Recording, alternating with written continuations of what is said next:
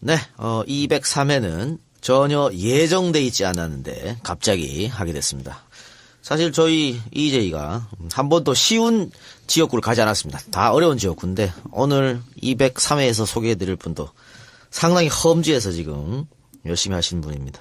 예, 서울 강북갑의 출마사표를 던졌습니다. 강북갑은 수유 123, 번 1, 2동, 인수동, 우이동이랍니다. 자, 박원순의 비서실장 천준호 후보 나오셨습니다. 어서오세요. 네, 안녕하세요. 강북갑 더불어민주당 국회의원 후보 천준호입니다. 반갑습니다. 네, 사실은 천준호 후보를 모실 계획이 없었습니다만 여러 군데에서 아주 그 삶을 잘 사셨나 봐요. 여러 군데서 압력이 왔습니다. 제발 우리 천준호 후보 좀 EJ에 출연시켜달라. 이래서 갑작스럽게 지금 스케줄 맞춰서 지금 막 2박 3일은 없어요. 저 혼자 지금 급작스럽게 하고 있습니다. 특히 이 시민활동 많이 같이 하셨던 분들, 뭐, 이쪽에서도 전화가 많이 왔더라고요. 예. 어떻게, 제대로 삶을 사신 것 같아요? 뭐 또 EJ를 많이 좋아하시는 또 애청자들께서 또 천준호를 또 여기서 한번 만나보고 싶다. 뭐 이런 생각도 SNS에서 그런 않을까요? 얘기 많이 왔습니다. 많이 왔는데, 사실은 강북 갑 지역구가, 오영식 의원이 컷오프된 지역이죠. 예. 오영식 의원이, 17대 때 당선됐었고, 19대 때 당선됐었는데, 이번에 컷오프 돼서, 예, 뭐 제가 지난 2월 5일자로 영입 케이스. 네. 더불어민주당에 인재 영입돼가지고 정치에 입문을 했습니다. 김기식 현역 의원하고 경선을 이제 하게 됐고 그런 과정에서 좀 강북 구민들의 이제 선택을 받아서 최종적으로 이제 강북갑 공천을 받게 된 겁니다. 어쨌든 김기식 의원은 현 의원인데 어떻게 꺾었을까요? 경선에서? 글쎄요, 뭐 이제 그 김기식 의원은 워낙 훌륭하신 분이고 많은 또 이제 의정 활동 성과도 있는 상당히 유능하신 분인 것은 분명한데요. 아무래도 이제 강북갑 지역이 지역 발전에 대한 구민들이 요구가 좀 있어서 박원순 서울시장의 비서실장을 했고 지역 발전에 일정한 좀 성과를 좀 낼 수 있는 사람이라고 좀 기대감을 갖고 저를 선택하신 게 아닌가 이렇게 보고 있습니다. 압도적으로 이기진 않았죠? 예, 그렇습니다. 이제, 여론조사상으로는 한 뭐 3, 4% 정도 차이였고, 거기에 이제. 가산점? 이 플러스가 돼서 조금 더 이제 있었죠. 예. 어쨌든 가산점 없어도 이길 수 있었잖아요. 뭐, 이제 그런 정도가 이제 지역 유권자들의 이제 그런 기대감이 표현된 게 아닌가 이렇게 생각합니다. 어쨌든 우리 저 EJ 청취자분들한테 인사 한 말 부탁드리겠습니다. 네, 안녕하세요. 강북갑 더불어민주당 국회의원 후보 천준호입니다. 저는 이번 선거가 박근혜 정권 그리고 더 길게 보면 이명박 정권까지 지난 8년간을 심판한 선거가 되어야 한다고 생각을 합니다. 이 정권의 어떤 경제 무능, 민생 파탄에 대해서 국민들이 회초리를 들어서 이제 경고를 해야 된다고 생각을 하는데요. 중요한 것은 그러려면 1대1 구도가 만들어져서 국민들이 선택할 수 있게끔 만들어져야 한다고 생각을 합니다. 안타깝게도 이제 뭐 단일화가 된 적도 일부 있지만 대개의 경우는 그렇지 않은데 이 경우에 새누리당을 이길 수 있는 후보에게 표를 몰아줘서 반드시 새누리당 정권을 심판할 수 있도록 만들어 주십사 이런 말씀을 좀 드리고 싶고요. 또 강북갑에서 이 방송을 듣고 계신 우리 유권자 여러분들께 드린다면 강북갑은 산도 좋고 물도 좋고 공기도 좋고 여러 가지 살기 좋은 이런 지역입니다. 무엇보다도 우리 주민들의 인심도 좋고 사람 좋은 분들이 많이 사는 곳인데 여러 가지 재정적인 이 자치구의 재정상의 열악함 어려움이 있어서 여러 가지 좀 발전에 좀 제약이 있는 그런 지역입니다. 제가 그 문제를 적극적으로 나가서 풀어보겠다라고 출사표를 던졌는데요. 저에게 기회를 주시면 제가 4월 13일 당선돼서 그 이후에 강북 국민들에게 변화하는 새로운 모습을 좀 보여드리도록 하겠습니다. 네, 많은 지지 부탁드립니다.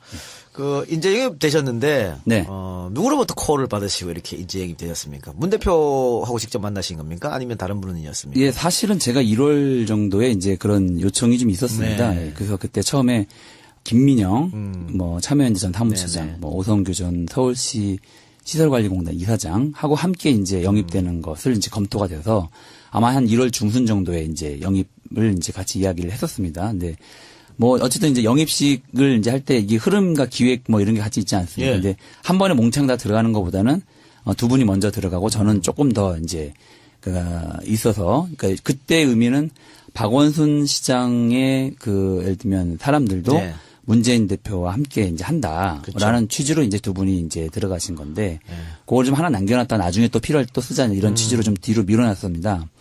근데 시간이 가다 보니까 제가 잊혀져 버릴 것 같더라고요. 잘못하면 영입이 안 될 뻔했습니다. 그러다가 설날 직전에 이제 마지막으로 이제 인재 영입 이제 돼서 설날 밥상에 이제 제가 올라가려고 이렇게 기대를 하고 있었습니다. 실제로 설 직전에 영입이 됐고요.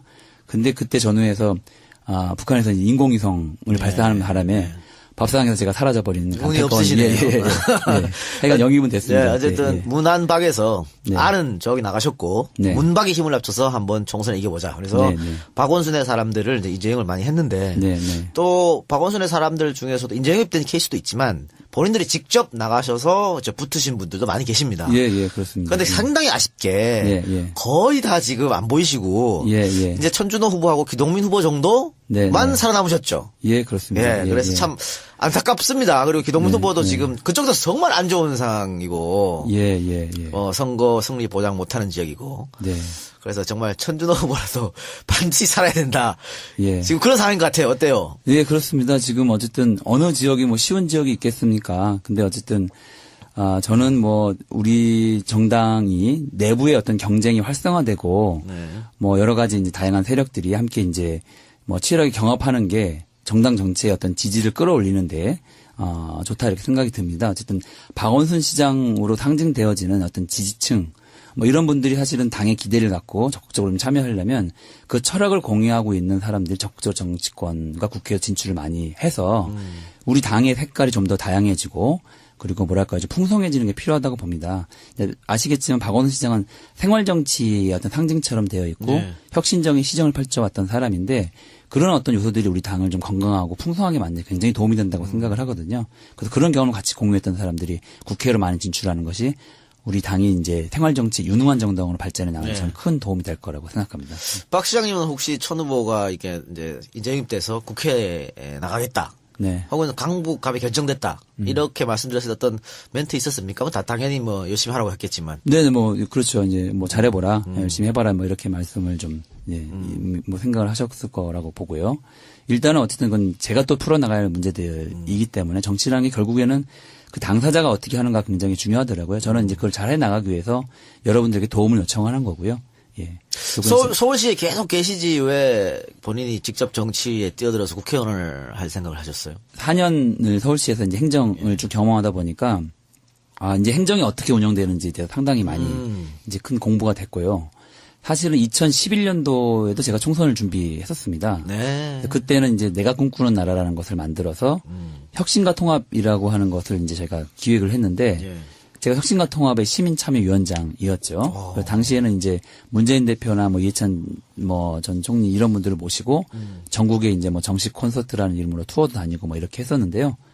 이제 그때는 원래 생각은 2012년 총선에 제가 출마를 해보겠다 이런 생각이 있었던 거죠. 근데 2011년 이제 가을에 박원순 시장이 지리산에서 서울시장 출마하겠다 뭐 그런 의사를 이제 밝히면서 제가 이제 그 계획을 접고 서울시로 들어갔는데 돌아보면 그때 출마를 안 했던 게 참 잘한 일이다 이런 생각합니다. 왜냐하면 저도 그런 생각이 갑자기 드네요. 네. 서울시정이라고 하는 어마어마한 이런 천만 도시에 이제 예를 들면 시장과 같은 어떤 높이의 그러니까 시각으로 네. 서울시를 이제 살펴보고 이제 함께 경영할 수 있었다는 것은 아주 적은 큰 경험이었던 것 같습니다. 네, 성장의 네. 계기였던 것 같고요. 그리고 지금 강북 갑지역기 말입니다. 네. 18대에 이제 한나라당 정양석 후보가 당선이 됐었고 지금 네, 또 네. 나오는 분이죠, 이분이. 네네, 그렇죠? 그렇습니다. 또 나온 예, 예. 분인데 전 의원이죠. 근데 18대 총선은 뭐 서울 지역에서 야당이 거의 전멸했을 때니까 예. 뭐 그렇다 치고 나머지 17대 총선, 19대 총선, 뭐 지방선거, 구청장 선거, 서울시장 선거, 18대 대선 야당이 다 이겼습니다. 예, 예. 야당이 다 이긴 지역인데 지금 여론조사를 보면 3파전입니다. 새누리당 정양석 후보가 35.8%, YTN 4월 2일 조사인데 더불어민주당 천준호 후보가 24.6%, 11% 정도 차이가 나고요. 그 밑으로 또 국민의당 김기옥 후보 이렇게 3파전 차이 나는데 역시 이 지역도 국민의당과의 단일화 시도를 했습니다만 결렬된 것이죠. 네. 그래서 야권이 갈라지는 바람에 어부지로 지금 새누리당 후보가 앞서고 있는 거 아니겠습니까? 그러니까 2번, 3번 합치면 넘어서는 거죠. 40%가 넘어서는데 예, 예. 이렇게 지금 되고 있어가지고 좀 안타깝습니다. 근데 이제 네, 물건 나갔으니까 어떻게 합니까? 그냥 각계격파가 나가야 되는 거 아닙니까? 예, 그렇습니다. 이제 어쨌든 그 당시 조사가 있었던 시점이 선거 캠페인이 시작된 지 한 이틀 정도 지난 시점입니다. 네. 그래서 뭐 지금은 그때와는 상황이 좀 많이 달라졌고 좀 더 올라갔을 것이다. 예, 그럼요. 많이 이제 제가 주민들하고도 이제 저희 메시지, 저희 장점들을 많이 알리고 네. 그렇게 해서 지금은 상당히 이제 근접해 있고 예, 거의 이번 주말을 계기로 해가지고 상당히 큰 변화가 지역에 있을 거라고 저는 생각을 하고 있는데요. 예전에도 그랬답니다. 그래서 이제 제 앞에 그 오영식 의원이 지난 19대 때 선거에 보더라도 초반에는 좀 열세에 있다가 후반부에 가면서 이제 상황이 달라지는 뭐 뒤집어지는 뭐 이런 상황도 있었다고 이제 이야기를 하고요. 그래서 저도 그런 추세를 좀 가고 있다고 현재 보고 있습니다. 그래서 근데 문제는 어쨌든 제3당이 출연하면서 여권표가 이제 분산되는 것에 대한 걱정과 우려가 있으신 게 큰 문제인데요. 그렇죠. 일단은 첫 번째로는 지역에 보면 어쨌든 새누리당 심판 정서가 상당히 이제 깊다라는 것은 좋은 점이라고 생각을 하고 제가 많이 느끼는 것은 이제 이 출퇴근 시간에 접촉하게 만나게 되는 20, 30대의 정서가 상당히 다르다. 예, 그런 걸 많이 느끼고 있습니다. 그래서 이제 저는 거기에 큰 기대를 걸고 있고 그런 분들이 상당히 여론조사에는 사실은 잡히지 않는 이런 분들입니다. 그렇죠. 예. 그런 분들이 실제로 투표장으로 가기 시작하면 상당히 큰 변화가 있을 거고 제가 보기엔 그건 강북갑뿐만이 아니라 수도권에서도 상당히 그런 의미를 갖게 될 거기 때문에 끝까지 제가 보기엔 최선을 다해서 선거운동을 하는 게 중요하다고 보고 그리고 결국에는 사표심리 그리고 새누리당이 이길 수 있는 후보에게 표를 몰아줘야 된다. 예, 이길 수 있는 후보를 선택해야 된다라고 하는 어떤 이제 유권자들의 전략적 판단, 유권자들의 아래로부터의 단일화, 뭐 이런 것이 저는 이루어질 것이라고. 이게 뭐 투표날이 다가오면 다가올수록 그런 생각이 더 커지겠죠. 예, 그렇습니다. 그리고 아까 말씀하신 것처럼 그 19대 때는 혁신과 통합 시민참여위원 위원장을 하셨는데 이거 하셨기 때문에 더 잘하실 것 같아요. 사실 혁신과 통합 만들고 혁신과 통합이 통합민주당으로 들어오고 또 통합진보당하고의 야권연대가 성사되고 그래서 정말 1대1 구도를 만들었지 않습니까? 그래서 서울에서 그때 압승을 거뒀잖아요. 예. 근데 그렇죠. 지금은 이 3당이 출연하는 바람에 이게 안 되는 거예요. 압승이 안 되고 또 아마 천준호 후보는 국민의당 비판을 잘 안 하고 새누리당 후보를 공격하고 박근혜 정권을 실정을 비판하고 그런데 국민의당 후보는 오히려 더불어민주당이나 천준호 후보를 좀 비판하는 것 같은데 어떻습니까? 실제로는? 뭐 실제로 벌어지고 있는 상황이 그렇습니다. 그래요? 예, 저는 주로 이제 새누리당의 실정을 계속 이야기하고. 그러니까 그게 야권이지 뭐. 예, 지난번 방송 토론에서도 이번 선거의 성격 규정을 새누리당 심판 선거라고 이야기를 했고 새누리당 실정을 주로 이제 비판을 했었습니다. 이후에도 저희 캠페인도 이제 그렇고요. 근데 어쨌든 이제 지역의 어떤 제3당 후보는 사실상 이제 저를 이제 타겟으로 해서 공격을 하고 있는 것이죠. 그래서 왜 그럴까요? 그러니까 저는 이제 어떤 야권이 참나. 힘을 합쳐가지고 새누리당을 심판하자고 힘을 모아도 사실은 부족할 판에. 그러니까, 그래서 저는 새누리당과 싸우고 다른 야권 제3당 후보는 저를 공격하는 이런 안타까운 상황이 좀 벌어지고 있습니다. 답답한 일이 벌어지고 예, 답답합니다. 예. 네, 어쨌든 뭐 여론조사에서 앞서고 있다고 하는 우리는 믿지 않습니다만은 이건 뭐 그냥 100% 유선전화 이루어진 거기 때문에 네. 젊은 층의 의견이 전혀 반영되지 않은 그런 조사인데 어쨌든 새누리당의 정양석 후보가 한 가지 걸리는 게 있는데 호남 출신이네요. 강북 갑쪽에 호남 분들이 많이 사시는 걸로 알고 있는데. 네, 그렇습니다. 그렇죠? 예. 근데 천준호 후보는 또 서울 출신이니까 네. 그 표가 약간은 손해를 보지 않을까 이런 생각도 하는데 어때요? 뭐 그렇게 출신을 따져보면 저희 또 어머니가 예, 광주 학동 출신입니다. 그래요? 예, 그리고 좀 많이 홍보하세요, 우리 어머니가. 예, 뭐 그런 기회가 있으면 얘기를 하고요. 예. 그렇다면 뭐 저도 광주의 아들이라고 이야기할 수 있지 않을까. 그렇지. 예, 광주 이렇게, 아들 맞지 뭐. 그렇죠? 이렇게 생각해 보는데요. 어쨌든 유권자들이 그분이 살아온 궤적이라든가 이런 것들을 보고 판단하신다고 봅니다. 특히 이제 우리 호남 지역 출신의 어쨌든 이제 유권자들 같은 경우에는 또 높은 또 이제 정치의식을 갖고 있고 강북갑이 사실은 예전에 야권의 어쨌든 야당의 어쨌든 이제 전통과 자부심을 갖고 있는 이런 곳이거든요. 그래서 민주화를 위해서도 앞장섰던 곳이고 또 그런 역사를 갖고 있던 곳이기 때문에 저는 우리 이제 지역 구민들이 현명한 판단을 하실 거라고 생각을 합니다. 예, 지금은 어쨌든 이번 총선 시대 정신은 새누리당 정권을 심판하는 거고 그들의 버릇을 고쳐서 국민들이 무서운지를 알게끔 하고 그 오만함을 저는 회초리를 드는 게 이번 선거의 핵심이라고 보거든요. 그래야 국민의 삶이 달라지지 않겠습니까? 네. 예. 알겠습니다. 어머니 얘기 하셨으니까 할아버지가 이제 뭐 농사꾼이시고 뭐 옛날에 다 뭐 농사 지셨겠죠. 금수저 아닌 이상. 그리고 아버지는 파주에서 이제 그 농군의 아들로 태어나셨고 방금 말씀한 대로 어머니는 광주에서 태어나셨고 근데 두 분이 만나서 서울에서 이제 자리를 잡고 결혼하시고 하셨는데 동대문 시장에서 장사하셨어요? 부모님들이? 예. 어머님 뭐 아버지가 이렇게 같이 함께 두 분이서 예. 그러면 굉장히 힘드셨겠다. 새벽에 나갔다가 밤에 들어오고 그런 생활 아니었어요? 그때? 예, 그러셨죠. 아주 제 어렸을 때 기억부터 이제 새벽 일찍 나가셨고 밤늦게 퇴근하시고 휴일도 없으셨죠. 예. 그래서 저희 어머니가 이제 조기 장사를 하셨거든요. 생선. 예.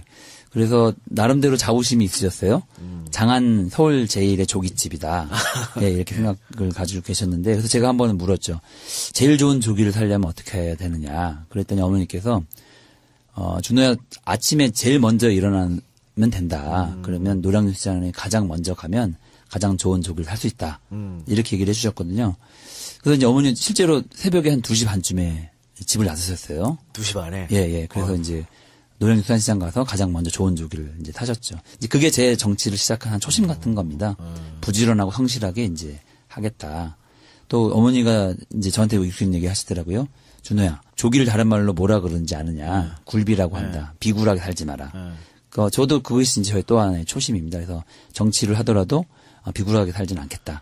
그래서 성실함과 부지런함, 비굴하지 않는 것, 뭐 이것을 저의 정치 초심으로 생각하고 열심히 좀 뛰고 있습니다. 시장에서 부모님이 생선 장사 하실 때 좀 도와드리고 그랬어요? 학교 다닐 때? 뭐 이제 제가 이제 큰 도움은 안 됐죠. 이제 다만 그 어머니가 새벽에 하루도 빠짐없이 나가셔야 되는데 그때 이제 뭐 몸이 불편하시거나 이렇게 할 때는 제가 같이 이제 동행을 해서 노량진시장에 가고 했는데 그게 저한테는 굉장히 삶의 큰 활력이었습니다.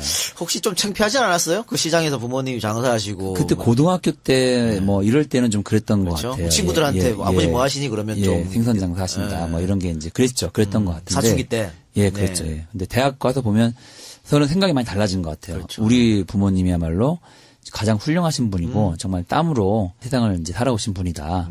솔직하고 정직하고 성실하신 분이다. 이런 어떤 자부심 같은 게 그것을 깨닫기 시작한 게 이제 대학 시절부터였던 것 같습니다. 늦게 절이 든 것 같은데. 네, 뭐 그 전에는 조금 그런 부분까지 미처 제가 보지는 못했던 것 같아요. 근데 제가 보니까 대학교 가서도 부모님의 생각은 조금 그렇게 생각했지만은 정말 부모님을 생각했다면 공부도 좀 열심히 하고 했을 거예요. 대학 가서 그렇게 놀았다면서요. 뺀질이처럼 미팅이나 하고. 뭐 대학 1학년 때는 뭐 하여간 과에서 선배들의 경기 대상이었죠. 왜요? 저 때문에 과 분위기가 망친다. 공부 안 한다고? 예, 한 달에 제가 한 20일 미팅을 나갔거든요. 그래서 첫 한 달에. 그래가지고 하여간 상당히 경기 대상이었는데. 아니, 미팅이 수업 나가는 거는 나갈 때마다 실패해서 계속 나간 거예요. 아니면 그 많은 여성들하고 만남이 좋아서 여러 번의 만남을 가진 거예요. 뭐 이런저런 자리가 막 생기면 안 빠지고 무조건 나가요? 다 갔던 거죠. 예. 시간도 많았고. 그렇게 하다가 그렇게 뺀질이 학생이 어떻게 총학생회장에 나갈 생각을 하셨어요? 아니 뭐 그런데 우연치 않게 집회가 열렸는데 그 집회에 참여하고 있는 다른 사람들의 모습이 좀 멋있어 보였고 나도 좀 잘 보여야 되겠다라고 하는 것을 사실은 처음에 참여했다가 이 학생한테 잘 보여야겠다. 뭐 그런 거죠. 그러다가 5.18에 대한 어떤 진실을 제가 접하면서 상당히 많이 충격을 받았던 것 같습니다. 그래서 광주의 진실 뭐 이것이 이제 제 삶을 바꿔놓는 하나의 계기가 되었던 것 같아요. 그러면서 이제 그럼 대학교 가서 아셨군요, 그거를. 그 전에야 뭐 아주 단편적으로 이제 봤을 텐데 대학에 가서 이제 그것을 접하면서 상당히 충격도 많이 받았고 뭐가 진실이고 뭐가 이제 정인지 내가 인생을 어떻게 살아야 되는지에 대해서 이제 깊이 고민하는 계기가 되었죠. 그러면 뭐 시민단체 활동 이것은 대학교 졸업하고 나서 하신 겁니까? 예, 그렇습니다. 예, 그리고 뭐 대학을 졸업하고는 군대에 갔고요.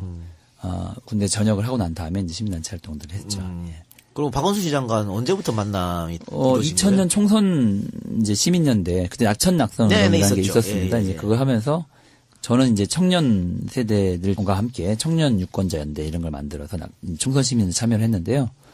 그러면서 그때 처음 이제 만나 뵙게 됐고 그 뒤에는 이제 주로 단체 간 연대 활동이 이제 파트너였죠. 예. 그러다가 2011년 서울시장 선거 때 그때 이제 같이 캠프에 참여하면서 이제 함께 같이 일하게 된 기회가 된 것 같습니다.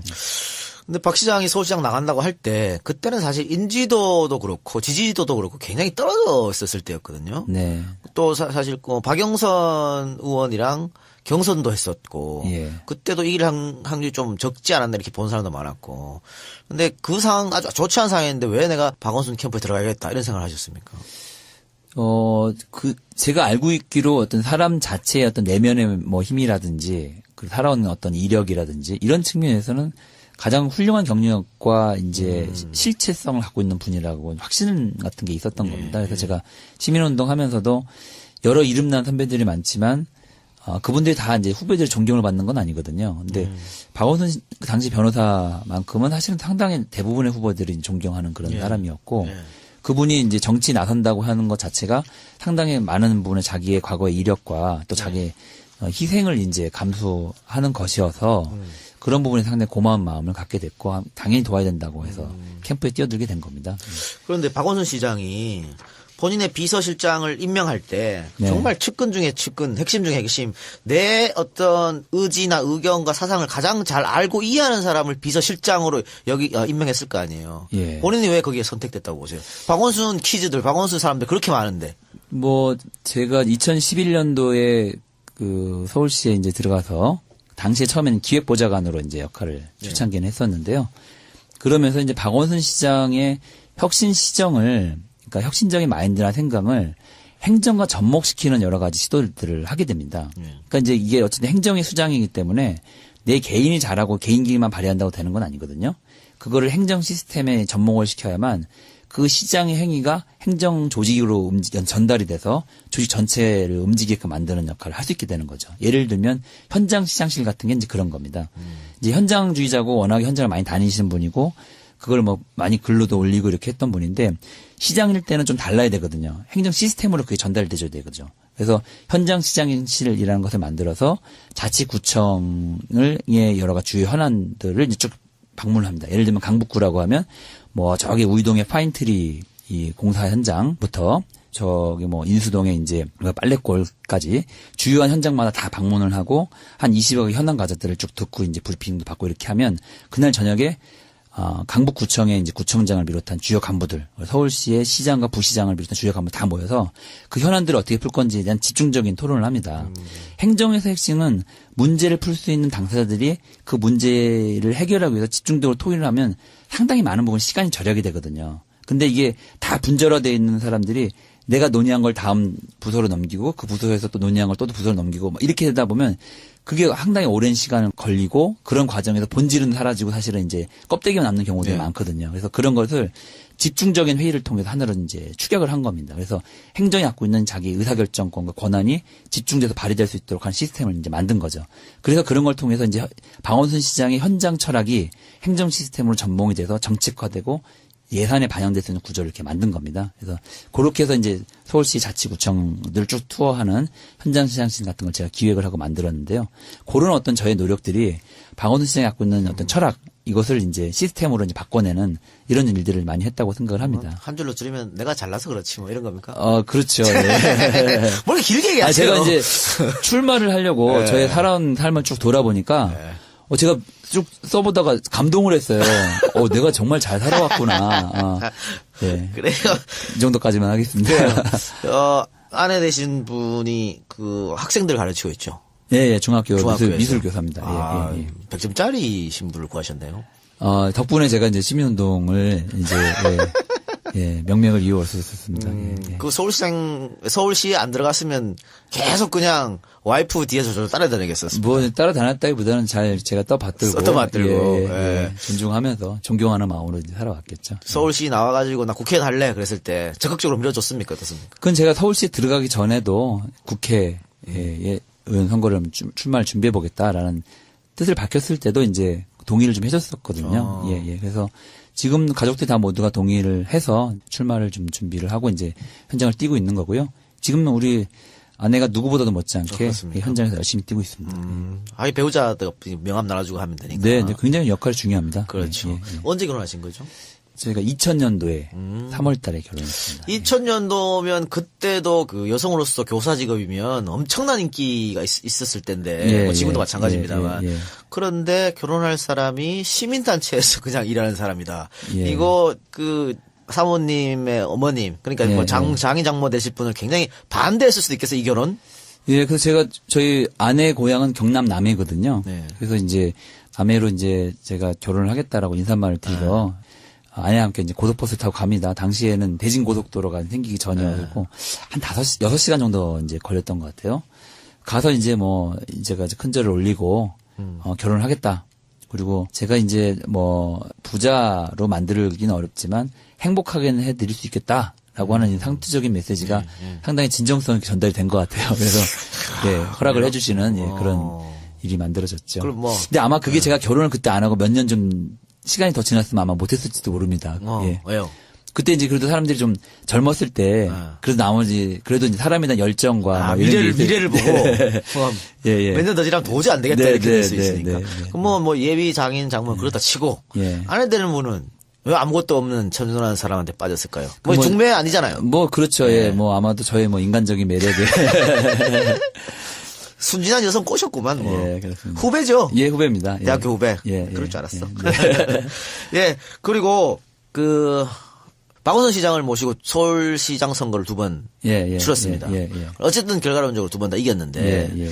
여기 보면 뭐 포스트잇 캠페인 이게 예, 되게 예. 화제가 됐어요. 서울시장 한쪽 예. 벽에 쫙 포스트잇 예, 붙여 있는 예, 거. 예, 예. 그 시민들의 어떤 이야기, 예, 시장이 예. 듣는다 이런 거였고 또 유세차 없는 배낭 유세 뭐 이런 것들. 박 시장이 배낭 밀고 서울 시내를 돌아다니는 것.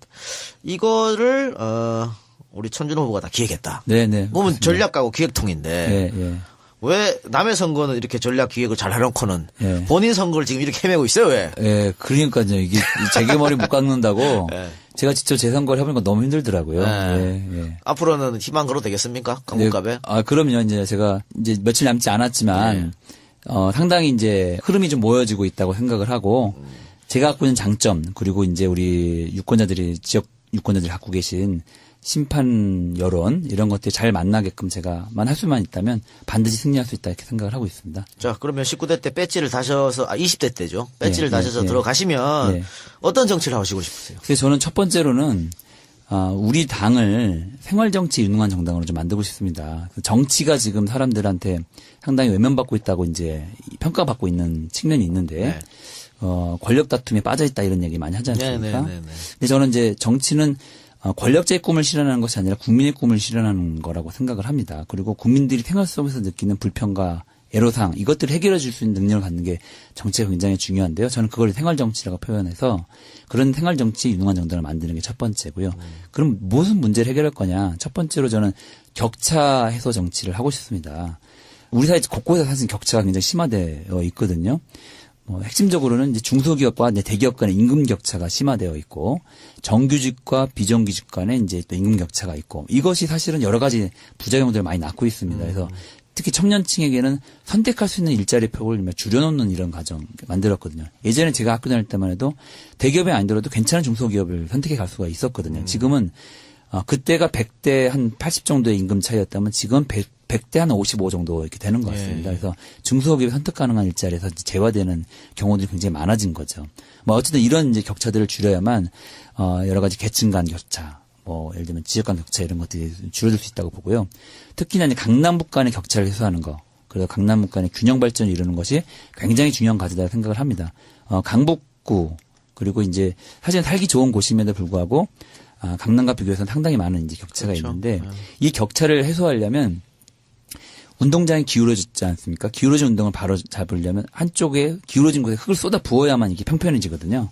격차를 해소하려면 정책, 재정, 예산 이런 것들을 기울어진 곳에 쏟아 부어야만 이것이 해소가 됩니다. 근데 지금은 행정이 굉장히 기계적 균형 논리를 이제 펴고 있어요. 네. 그래서 예를 들면 구에 하나씩, 예를 들면 문화회관은 구에 하나씩 있어야 된다. 네. 무슨 시립 청소년관은 구별을 하나씩 있어야 된다. 이런 식의 어떤 기계적 균형 논리를 펴고 있는데 그래갖고 이게 해소가 안 됩니다. 그래서 강남 지역은 안 그래도 자꾸 뭐가 생기거든요. 가만히 놔둬도 이제 자꾸 뭔가 이제 자원들이 모이게 되어 있기 때문에 그렇지 않은 지역은 공공이 적극적으로 투자의 개념으로 해서 공공 인프라들을 자꾸 투입을 해줘야만 주민들의 삶의 질이 일정하게 수준이 맞춰진다고 봅니다. 그런 어떤 이제 그 행정이라든가 정책의 어떤 철학부터 사실 다시 바꿀 필요가 있고 제가 그 일을 해보겠다고 지금 이제 나선 겁니다. 그래서 어쨌든 그건 단순히 강북구의 문제가 아니라 서울시 전체에서 균형 발전의 문제고 더 크게 보면 대한민국의 어떤 균형 발전의 문제는 전 다 있다고 생각하고 제가 앞에 선두에서 그 일을 풀고 있다고 자부합니다. 지금 말씀하신 쭉 들으니까 서울시에서 추구하는 행정의 어떤 기본 바탕이랑 크게 차이는 나지 않는 것 같습니다. 네.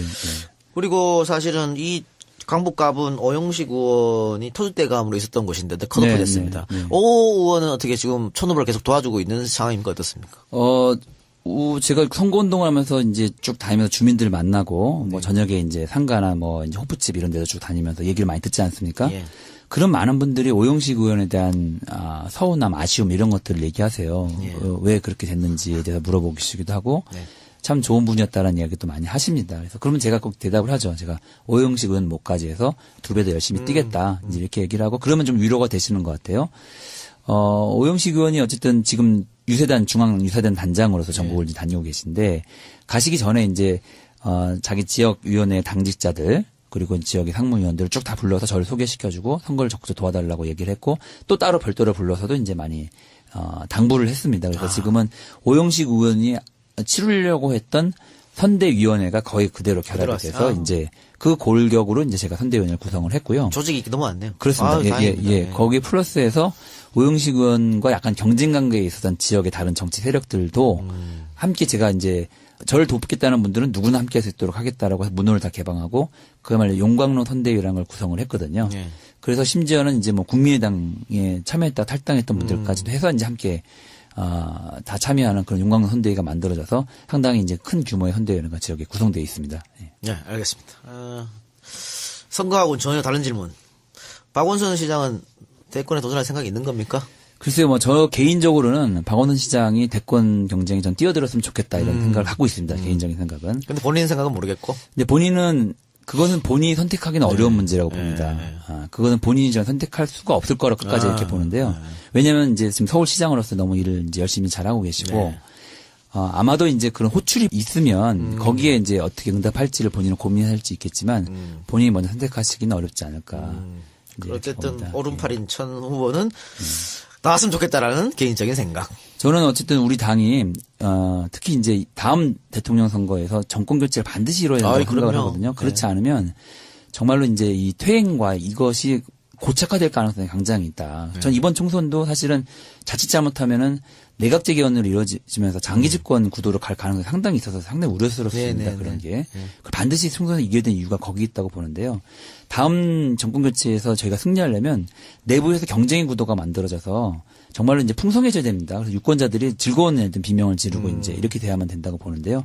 그런 과정에서 여러 이제 당내에 이제 좋으신 분들이 많은데 그런 분 중에 한 이제 훌륭한 어떤 이제 영역을 이제 가질 수 있는 내용과 컨텐츠를 가질 수 있는 분이 박원순 시장이지 않을까 이렇게 생각이 듭니다. 물론 그거는 제가 결정할 수 있는 것은 그렇죠. 아니고 유권자들이 선택할 몫이라고 저는 생각합니다. 예. 만일 그렇게 되면은 천준호 후보가 아니고 천준호 의원이 되면 어떤 힘을 조금 실어줄 수 있겠죠. 뭐 저는 어쨌든 그 유권자들의 정권 교체에 대한 열망, 저는 그게 우선이라고 생각합니다. 그 다음에 어떤 사람이 더 그것을 잘 할 수 있는 유능한 능력 있는 사람이냐 그 다음에 문제라고 보는데요.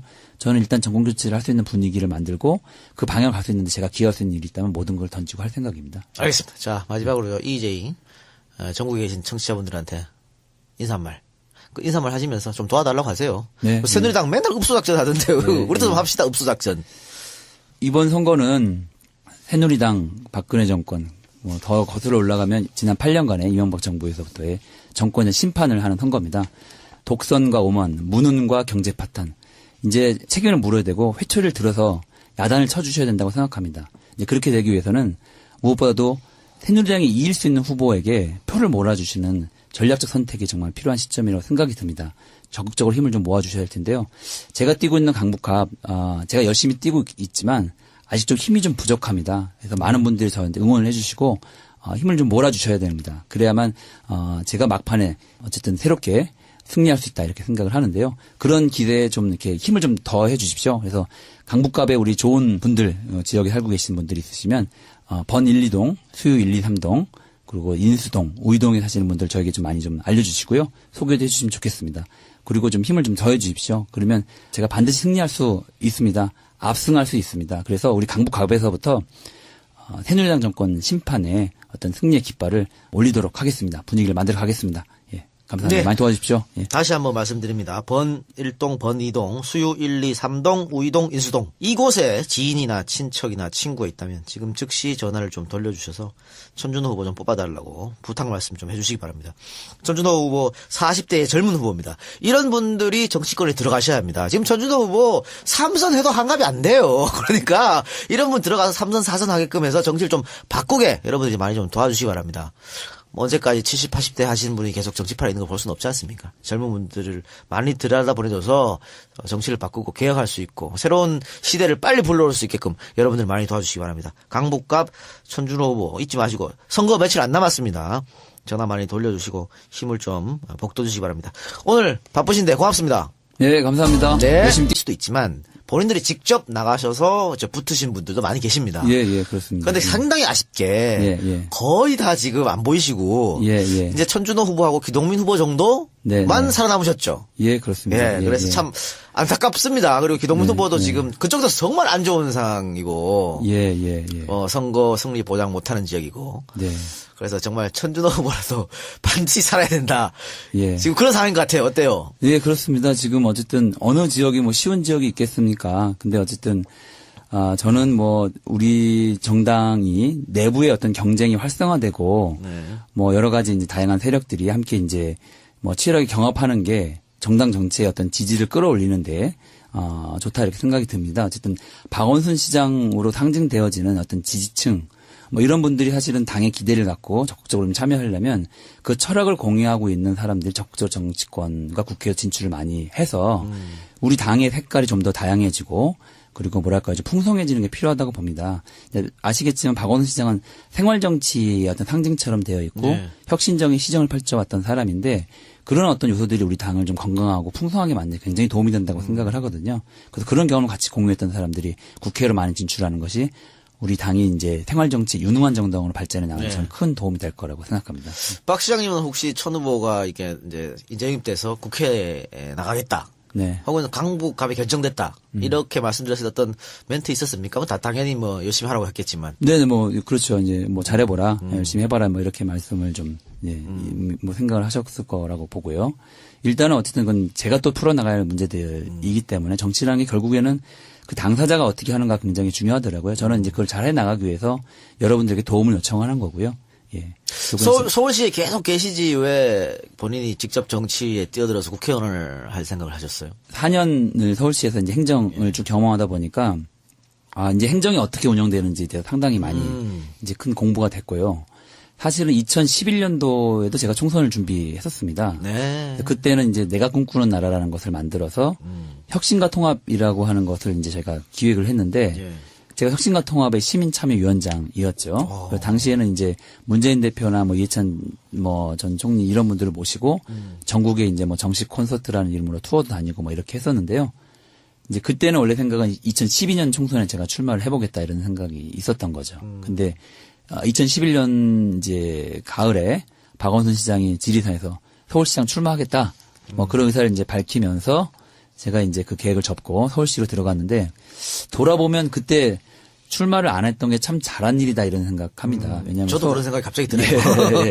서울시정이라고 하는 어마어마한 이런 천만 도시에 이제 예를 들면 시장과 같은 어떤 높이의 시각으로 네. 서울시를 이제 살펴보고 이제 함께 경영할 수 있었다는 것은 아주 저건 큰 경험이었던 것 같습니다. 네, 성장의 계기였던 것 같고요. 그리고 지금 강북 갑지역기 말입니다. 네. 18대에 이제 한나라당 정양석 후보가 당선이 됐었고 지금 네, 또 네. 나오는 분이죠, 이분이. 네네, 그렇죠? 그렇습니다. 또 나온 예, 분인데 전 의원이죠. 근데 18대 총선은 뭐 서울 지역에서 야당이 거의 전멸했을 때니까 예. 뭐 그렇다 치고 나머지 17대 총선, 19대 총선, 뭐 지방선거, 구청장 선거, 서울시장 선거, 18대 대선 야당이 다 이겼습니다. 예, 예. 야당이 다 이긴 지역인데 지금 여론조사를 보면 3파전입니다. 새누리당 정양석 후보가 35.8%, YTN 4월 2일 조사인데 더불어민주당 천준호 후보가 24.6%, 11% 정도 차이 나고요. 그 밑으로 또 국민의당 김기옥 후보 이렇게 3파전 차이 나는데 역시 이 지역도 국민의당과의 단일화 시도를 했습니다만 결렬된 것이죠. 네. 그래서 야권이 갈라지는 바람에 어부지로 지금 새누리당 후보가 앞서고 있는 거 아니겠습니까? 그러니까 2번, 3번 합치면 넘어서는 거죠. 40%가 넘어서는데 예, 예.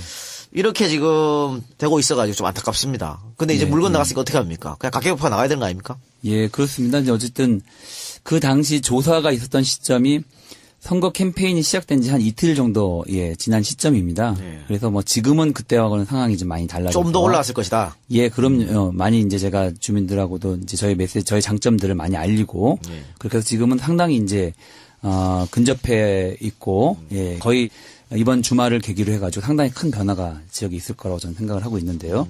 예전에도 그랬답니다. 그래서 이제 제 앞에 그 오영식 의원이 지난 19대 때 선거를 보더라도 초반에는 좀 열세에 있다가 후반부에 가면서 이제 상황이 달라지는 뭐 뒤집어지는 뭐 이런 상황들이 있었다고 이제 이야기를 하고요. 그래서 저도 그런 추세를 좀 가고 있다고 현재 보고 있습니다. 그래서 근데 문제는 어쨌든 제3당이 출연하면서 여권표가 이제 분산되는 것에 대한 걱정과 우려가 있으신 게 큰 문제인데요. 그렇죠. 일단은 첫 번째로는 지역에 보면 어쨌든 새누리당 심판 정서가 상당히 이제 깊다라는 것은 좋은 점이라고 생각을 하고, 제가 많이 느끼는 것은 이제 이 출퇴근 시간에 접촉하기. 네, 203회는 전혀 예정돼 있지 않았는데 갑자기 하게 됐습니다.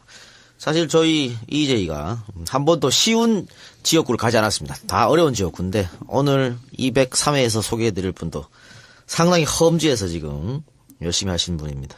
예, 서울 강북갑의 출마사표를 던졌습니다. 강북갑은 수유 123, 번 1, 2동, 인수동, 우이동이랍니다.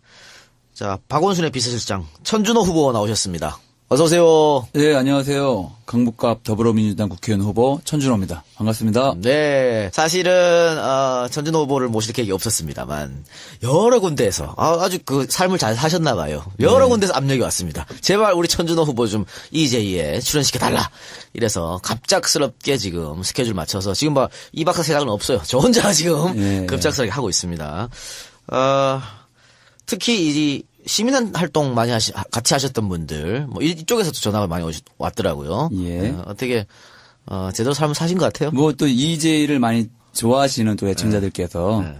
또 천준호를 또 여기서 한번 만나보고 싶다. 네. 뭐 이런 생각도 SNS에서 그런 있지 얘기 많이 않을까요? 왔습니다. 네. 많이 왔는데, 사실은 강북 갑 지역구가, 오영식 의원이 컷오프된 지역이죠. 예. 오영식 의원이, 17대 때 당선됐었고, 19대 때 당선됐었는데, 이번에 컷오프돼서, 예, 뭐 제가 지난 2월 5일자로 영입 케이스. 네. 더불어민주당에 인재 영입돼가지고 정치에 입문을 했습니다. 김기식 현역 의원하고 경선을 이제 하게 됐고 네. 그런 과정에서 좀 강북 구민들의 이제 선택을 받아서 최종적으로 이제 강북갑 공천을 받게 된 겁니다. 어쨌든 김기식 의원은 현 의원인데 네네. 어떻게 꺾었을까요? 경선에서? 글쎄요, 뭐 이제 그 김기식 의원은 워낙 훌륭하신 분이고 네. 많은 또 이제 의정 활동 성과도 있는 상당히 유능하신 분인 것은 분명한데요.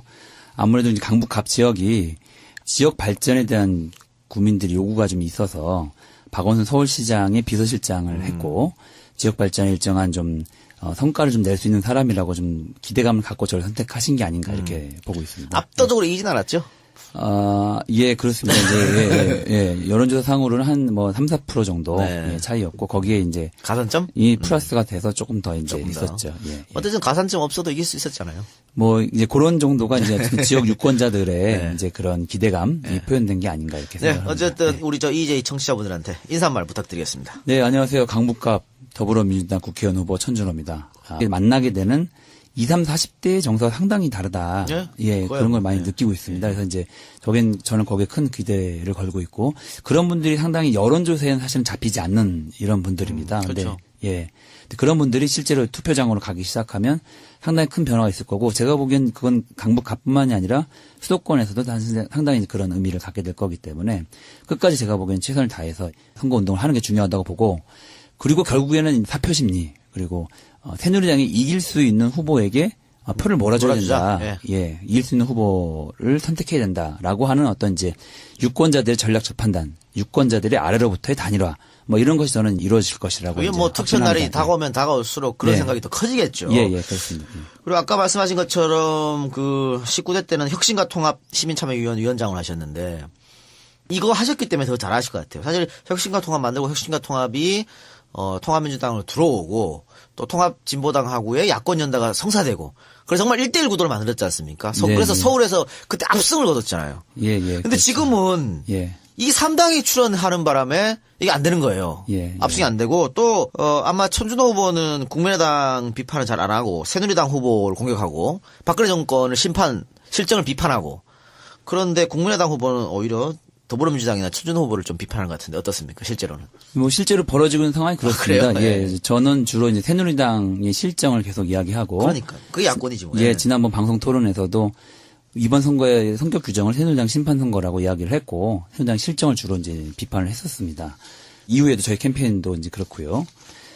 근데 어쨌든 이제 지역의 어떤 제3당 후보는 사실상 이제 저를 이제 타겟으로 해서 공격을 하고 있는 것이죠. 그래서 그거 왜 그럴까요? 그러니까 저는 이제 어떤 야권이 참나. 어떤 힘을 합쳐가지고 새누리당을 심판하자고 힘을 모아도 사실은 부족할 판에 그러니까, 예, 그래서 저는 새누리당과 싸우고 다른 야권 제3당 후보는 저를 공격하는 이런 안타까운 상황이 좀 벌어지고 있습니다. 답답한 일이 벌어지고 예, 있네요. 답답합니다. 예. 네, 어쨌든 뭐 여론조사에서 앞서고 있다고 하는 우리는 믿지 않습니다만은 이건 뭐 그냥 100% 유선전화 이루어진 거기 때문에 네, 네. 젊은 층의 의견이 전혀 반영되지 않은 그런 조사인데 어쨌든 새누리당의 정양석 후보가 한 가지 걸리는 게 있는데 호남 출신이네요.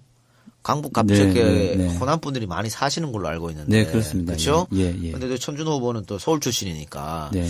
그 표가 약간은 손해를 보지 않을까 이런 생각도 하는데 어때요? 뭐 그렇게 출신을 따져보면 저희 또 어머니가 예, 광주 학동. 저는 이번 선거가 박근혜 정권 그리고 더 길게 보면 이명박 정권까지 지난 8년간을 심판하는 선거가 되어야 한다고 생각을 합니다. 이 정권의 어떤 경제 무능, 민생 파탄에 대해서 국민들이 회초리를 들어서 이제 경고를 해야 된다고 생각을 하는데요. 중요한 것은 그러려면 1대1 구도가 만들어져서 국민들이 선택할 수 있게끔 만들어져야 한다고 생각을 합니다. 안타깝게도 이제 뭐 단일화가 된 적도 일부 있지만 대개의 경우는 그렇지 않은데 이 경우에 새누리당을 이길 수 있는 후보에게 표를 몰아줘서 네. 반드시 새누리당 정권을 심판할 수 있도록 만들어 주십사 이런 말씀을 좀 드리고 싶고요. 또 강북갑에서 이 방송을 듣고 계신 우리 유권자 여러분들께 드린다면 강북갑은 산도 좋고 물도 좋고 공기도 좋고 여러 가지 살기 좋은 이런 지역입니다. 무엇보다도 우리 주민들의 인심도 좋고 사람 좋은 분들이 많이 사는 곳인데 여러 가지 재정적인 이 자치구의 재정상의 열악함 어려움이 있어서 여러 가지 좀 발전에 좀 제약이 있는 그런 지역입니다. 제가 그 문제를 적극적으로 나서서 풀어보겠다라고 출사표를 던졌는데요. 저에게 기회를 주시면 제가 4월 13일 당선돼서 그 이후에 강북 국민들에게 변화하는 새로운 모습을 좀 보여드리도록 하겠습니다. 네, 많은 지지 고맙습니다. 부탁드립니다. 인재 영입 되셨는데, 네.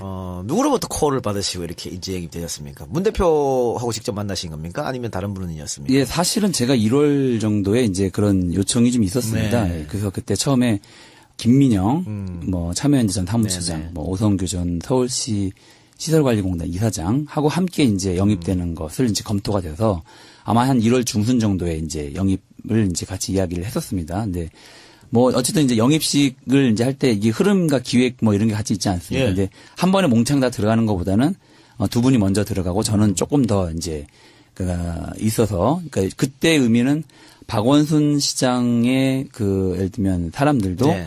문재인 대표와 함께 이제 한다라는 그쵸. 취지로 이제 두 분이 이제 들어가신 건데 그걸 좀 하나 남겨놨다 나중에 또 필요할 때 또 쓰자 이런 취지로 좀 뒤로 밀어놨습니다. 근데 시간이 가다 보니까 제가 잊혀져 버릴 것 같더라고요. 잘못하면 영입이 안 될 뻔했습니다. 네.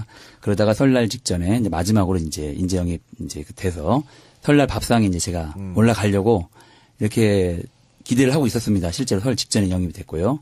근데 그때 전후에서 북한에서 이제 인공위성을 발사하는 바람에 밥상에서 제가 사라져버린 운이 없으시네요. 하여간 영입은 됐습니다. 네, 어쨌든 예. 문안박에서 네. 알은 저기 나가셨고 네. 문박이 힘을 합쳐서 한번 총선을 이겨보자. 그래서 네, 네. 박원순의 사람들을 이제 인재영을 많이 했는데 네, 네. 또 박원순의 사람들 중에서도 인재영입된 케이스 203회는 전혀 예정돼 있지 않았는데 갑자기 하게 됐습니다. 사실 저희 EJ가 한 번도 쉬운 지역구를 가지 않았습니다. 다 어려운 지역구인데 오늘 203회에서 소개해드릴 분도 상당히 험지에서 지금 열심히 하시는 분입니다. 예, 서울 강북갑에 출마사표를 던졌습니다. 강북갑은 수유 123번 1, 2동 인수동 우이동이랍니다. 자, 박원순의 비서실장 천준호 후보 나오셨습니다. 어서 오세요. 네, 안녕하세요. 강북갑 더불어민주당 국회의원 후보 천준호입니다. 반갑습니다. 네, 사실은 천준호 후보를 모실 계획이 없었습니다만 여러 군데에서 아주 그 삶을 잘 사셨나 봐요. 여러 군데서 압력이 왔습니다. 제발 우리 천준호 후보 좀 EJ에 출연시켜달라. 이래서 갑작스럽게 지금 스케줄 맞춰서 지금 뭐 2박사 세상은 없어요. 저 혼자 지금 네. 급작스럽게 하고 있습니다. 특히 이 시민활동 많이 같이 하셨던 분들, 뭐 이쪽에서도 전화가 많이 왔더라고요. 예. 어떻게 제대로 삶을 사신 것 같아요? 뭐 또 EJ를 많이 좋아하시는 또 애청자들께서 또 천준호를 또 여기서 한번 만나보고 싶다. 뭐 이런 생각도 SNS에서 그런 얘기 많이 예, 왔습니다. 예, 예. 많이 왔는데 사실은 강북갑 지역구가 오영식 의원이 컷오프된 지역이죠. 예. 오영식 의원이 17대 때 당선됐었고 19대 때 당선됐었는데 이번에 컷오프돼서 예, 뭐 제가 지난 2월 5일자로 영입 케이스. 예, 더불어민주당에 인재 영입돼가지고 정치 입문을 했습니다. 김기식 현역 의원하고 경선을 이제 하게 됐고 네. 그런 과정에서 좀 강북 국민들의 이제 선택을 받아서 최종적으로 이제 강북갑 공천을 받게 된 겁니다. 어쨌든 김기식 의원은 현 의원인데 네네. 어떻게 꺾었을까요? 경선에서? 글쎄요, 뭐 이제 그 김기식 의원은 워낙 훌륭하신 분이고 네. 많은 또 이제 의정 활동 성과도 있는 상당히 유능하신 분인 것은 분명한데요. 아무래도 이제 강북갑 지역이 지역 발전에 대한 국민들이 요구가 좀 있어서 박원순 서울시장의 비서실장을 했고 지역 발전에 일정한 좀 성과를 좀 낼 수 있는 사람이라고 좀 기대감을 갖고 저를 선택하신 게 아닌가 이렇게 보고 있습니다. 압도적으로 이기진 않았죠? 예, 그렇습니다. 이제, 예, 여론조사상으로는 한 뭐 3, 4% 정도 네. 예, 차이였고, 거기에 이제 가산점? 이 플러스가 돼서 조금 더 이제 조금 더. 있었죠. 예, 예. 어쨌든 가산점 없어도 이길 수 있었잖아요. 뭐 이제 그런 정도가 이제 어쨌든 지역 유권자들의 네. 이제 그런 기대감이 표현된 게 아닌가 이렇게 네, 생각합니다. 어쨌든 우리 저 EJ 청취자분들한테 인사말 부탁드리겠습니다. 네, 안녕하세요. 강북갑 더불어민주당 국회의원 후보 천준호입니다. 저는 이번 선거가 박근혜 정권, 그리고 더 길게 보면 이명박 정권까지 지난 8년간을 심판한 선거가 되어야 한다고 생각을 합니다. 이 정권의 어떤 경제 무능, 민생 파탄에 대해서 국민들이 회초리를 들어서 이제 경고를 해야 된다고 생각을 하는데요. 중요한 것은 그러려면 1대1 구도가 만들어져서 국민들이 선택할 수 있게끔 만들어져야 한다고 생각을 합니다. 안타깝게도 이제 뭐 단일화가 된 적도 일부 있지만 대개의 경우는 그렇지 않은데 이 경우에 새누리당을 이길 수 있는 후보에게 표를 몰아줘서 네. 반드시 새누리당 정권을 심판할 수 있도록 만들어 주십사 이런 말씀을 좀 드리고 싶고요. 또 강북갑에서 이 방송을 듣고 계신 우리 유권자 여러분들께 드린다면 강북갑은 산도 좋고 물도 좋고 공기도 좋고 여러 가지 살기 좋은 이런 지역입니다. 무엇보다도 우리 주민들의 인심도 좋고 사람 좋은 분들이 많이 사는 곳인데 여러 가지 재정적인 이 자치구의 재정상의 열악함, 어려움이 있어서 여러 가지 좀 발전에 좀 제약이 있는 그런 지역입니다. 제가 그 문제를 적극적으로 나가서 풀어보겠다라고 출사표를 던졌는데요. 저에게 기회를 주시면 제가 4월 13일 당선돼서 그 이후에 강북 국민들에게 변화하는 새로운 모습을 좀 보여드리도록 하겠습니다. 네, 많은 지지 고맙습니다. 부탁드립니다. 그 인재 영입 되셨는데 네.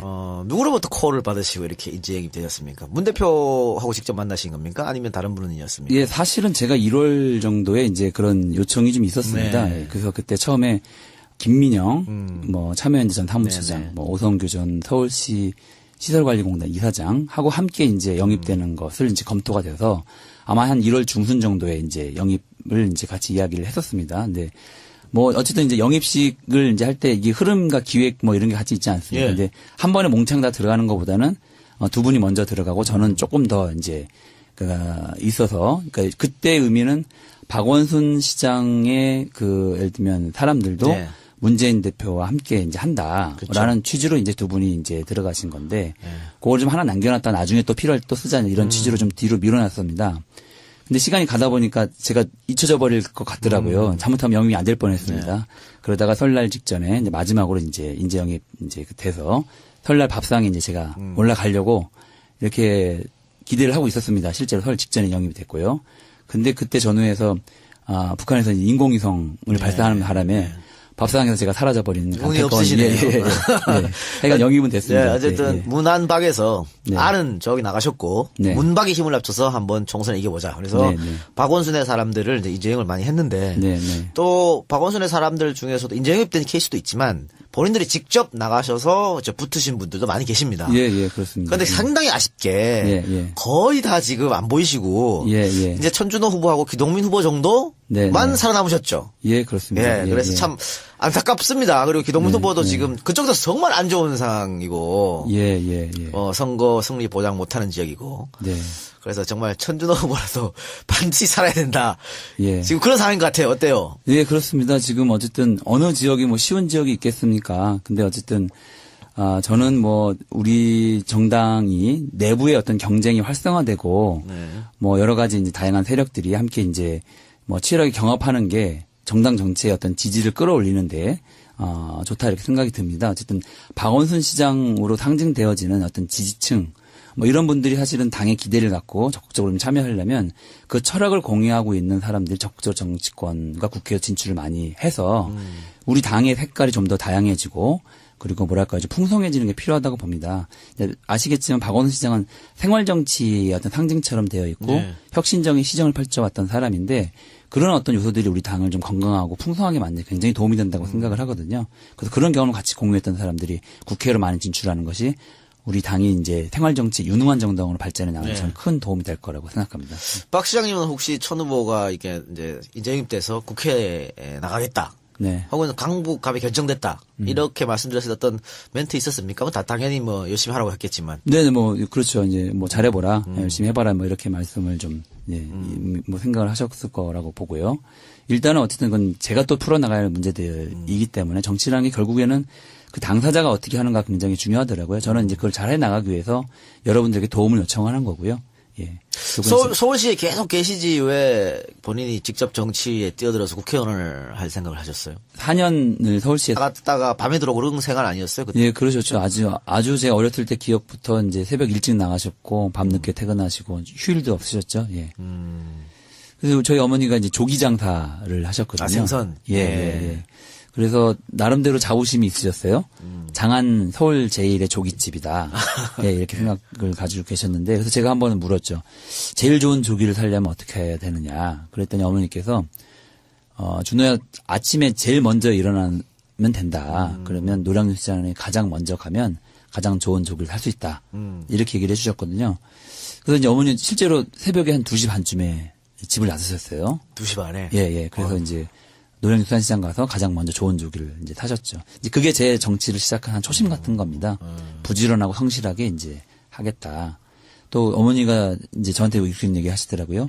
준호야, 조기를 다른 말로 뭐라 그러는지 아느냐. 굴비라고 한다. 비굴하게 살지 마라. 저도 그것이 이제 저의 또 하나의 초심입니다. 그래서 정치를 하더라도 비굴하게 살지는 않겠다.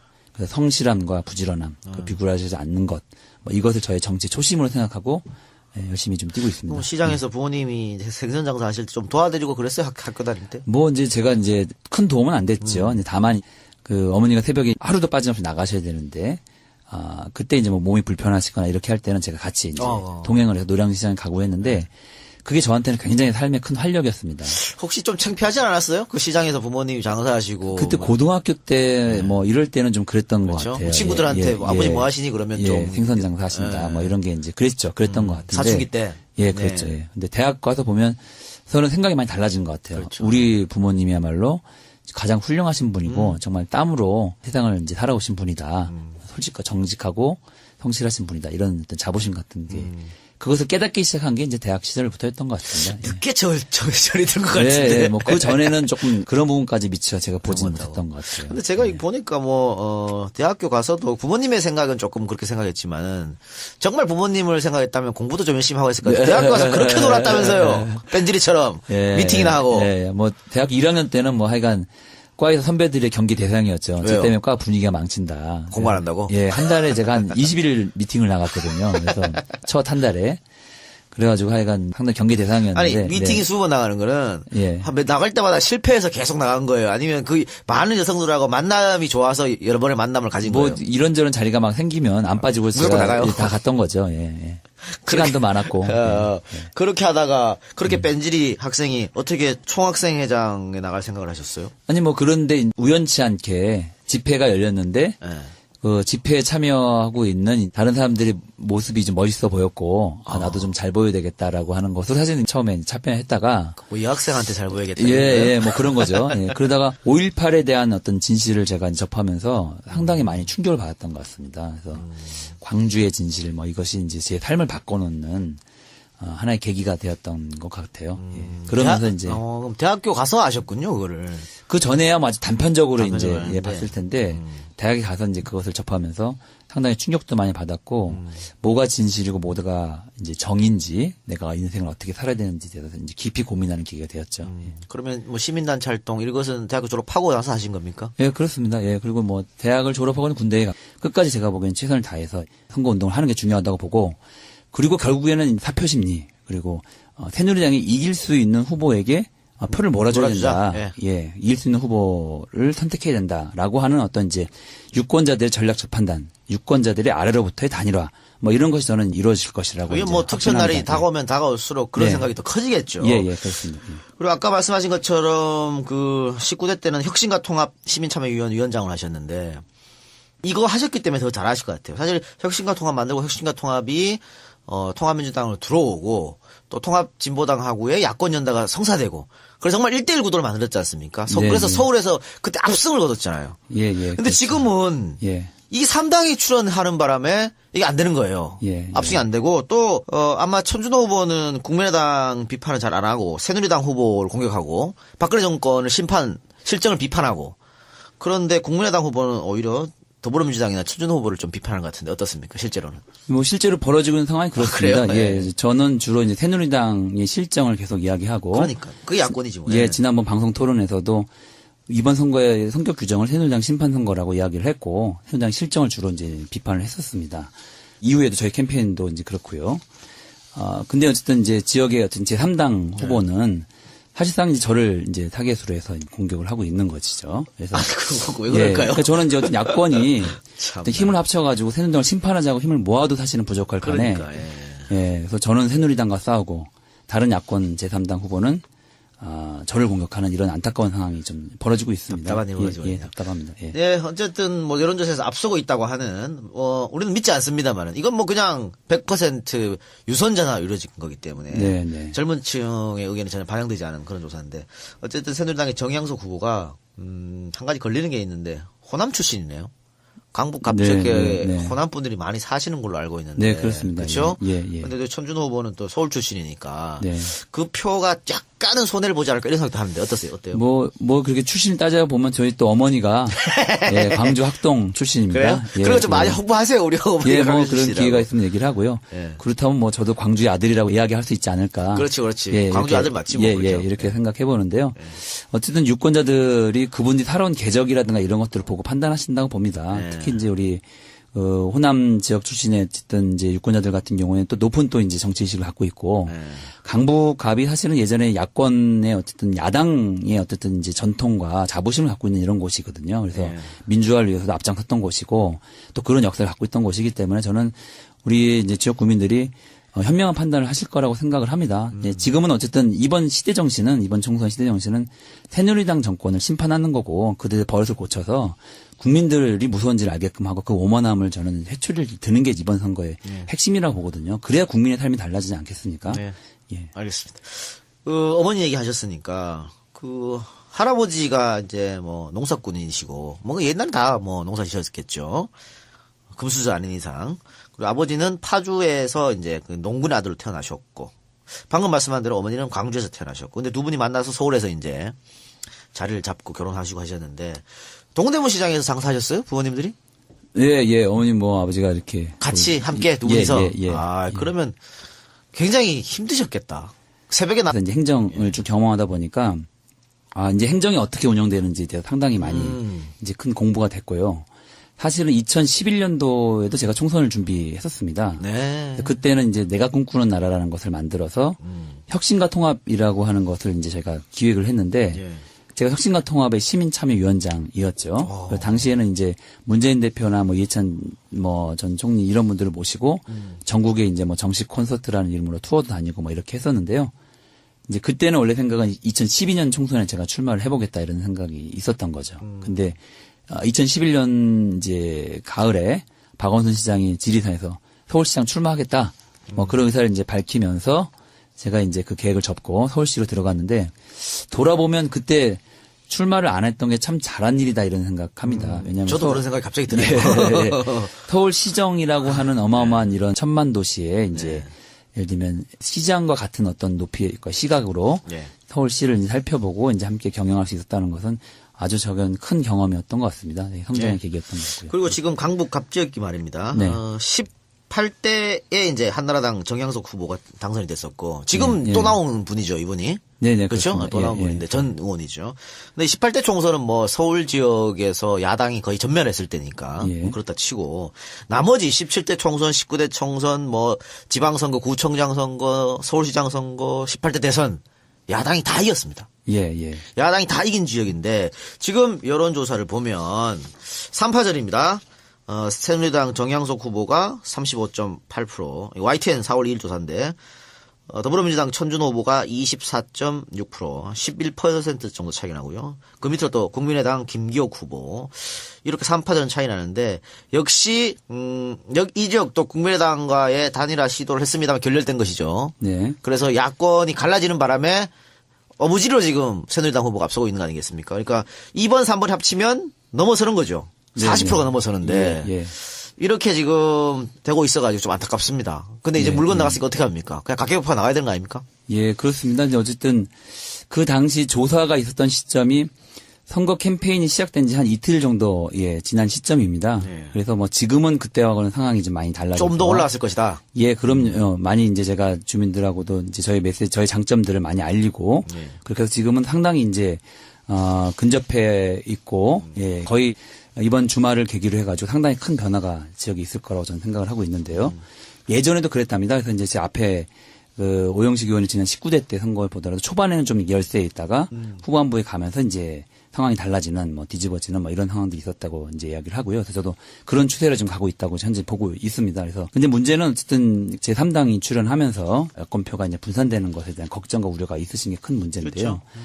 그렇죠. 일단은 첫 번째로는 지역에 보면 어쨌든 새누리당 심판 정서가 상당히 이제 깊다라는 것은 좋은 점이라고 생각을 하고 제가 많이 느끼는 것은 이제 이 출퇴근 시간에 접촉하게 만나게 되는 20, 40대의 정서가 상당히 다르다.